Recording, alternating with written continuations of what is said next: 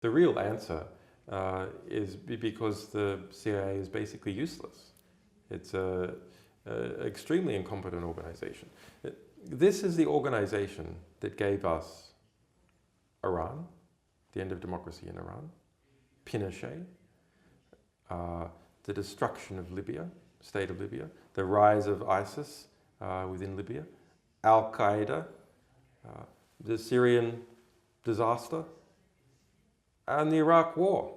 This is literally one of the most useless organizations on earth. This leak that we are publishing now, this series of leaks, Vault 7, it is not only the largest intelligence publication ever of material from the CIA, it is the largest intelligence publication in history. So the CIA, the largest intelligence agency in the world, the center of political power within the intelligence establishment of the United States, it is humiliated. It is absolutely humiliated. We have only published 1% of Vault 7 so far.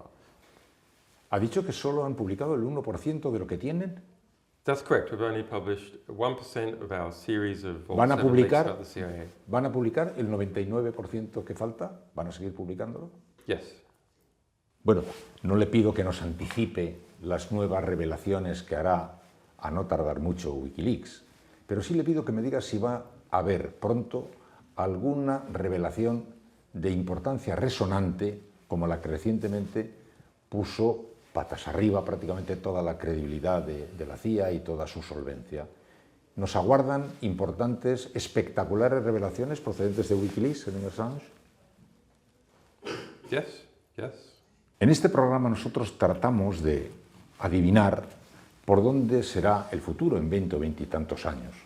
Y vemos que hay dos corrientes en combate. Por un lado está la utopía, el sueño de un mundo libre. Internet se soñó como un espacio para la libertad, y una pesadilla, una distopía, que es Internet convertido en el espacio de la gran vigilancia intermundial.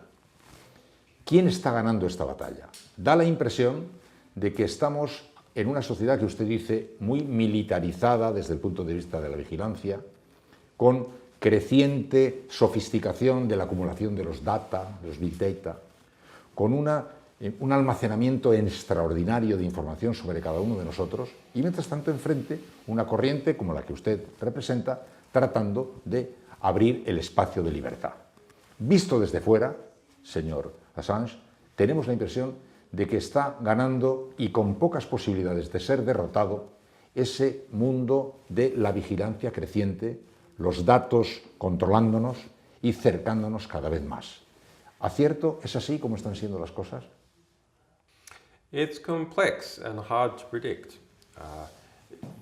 The world would already be completely totalitarian in relation to the increase in surveillance capacity, globe-spanning digital totalitarianism, if it weren't for just one factor. And this is that people are becoming more unpredictable. It's very interesting. Some recent examples of that.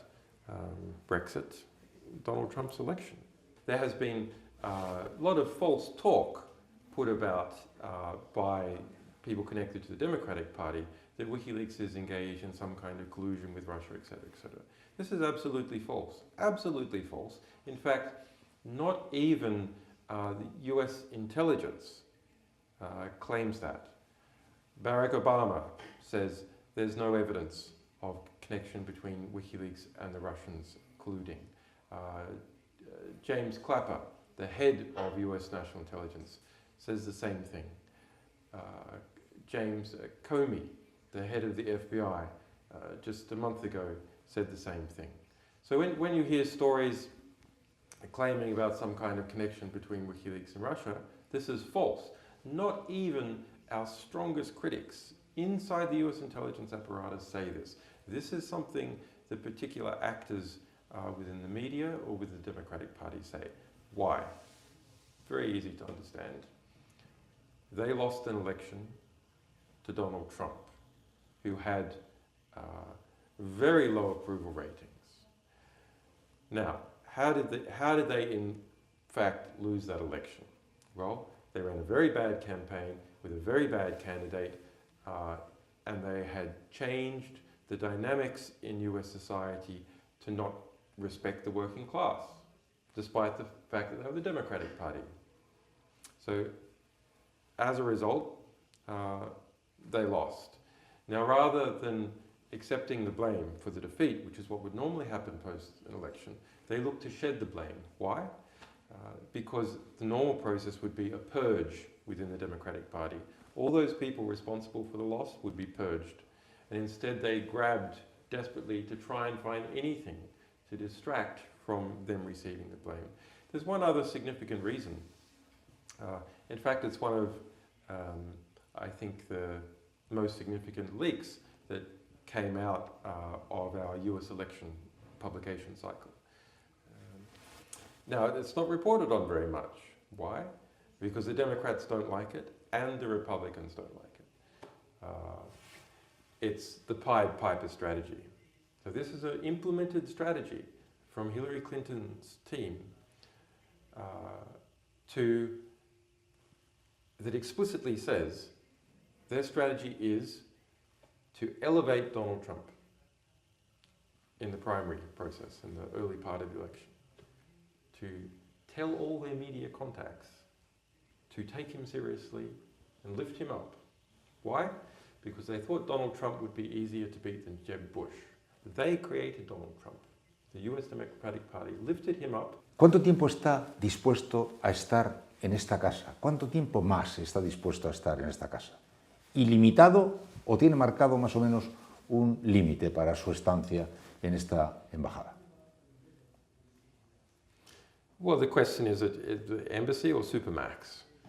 In a US prison, maybe with some gag orders as well. So, yeah, I mean, the embassy is better than supermax. So. ¿Y en estos 5 años ha tenido usted dudas sobre el sacrificio y su, en fin, y su recompensa? ¿Y ha tenido usted miedo? ¿Tiene usted miedo? I mean, I'm fearful about being bored. I don't like to be bored. Most of the time I'm not, because of the complexity of doing, you know, it's, some people think, well, don't you have lots of spare time? I'm like, what are you talking about? I have all the things I had to do when I was free, but now with surveillance teams all around the embassy, people being bribed within the embassy and not being able to visit anyone. So it takes a lot of time and dedication, but yeah, it's extremely rewarding. I guess a fear of sameness, you know, the fear of not being stimulated or engaged. This is a real fear. And being detained now without charge in the UK for almost 7 years and 5 years in this embassy, I've discovered that I can do time. This is something that some prisoners do discover. A comfort with doing time. It's only some years. I think it's quite a healthy thing to discover, that you can feel comfortable about.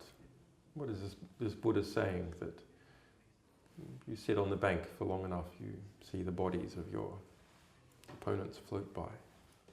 En Cero, de Movistar Plus.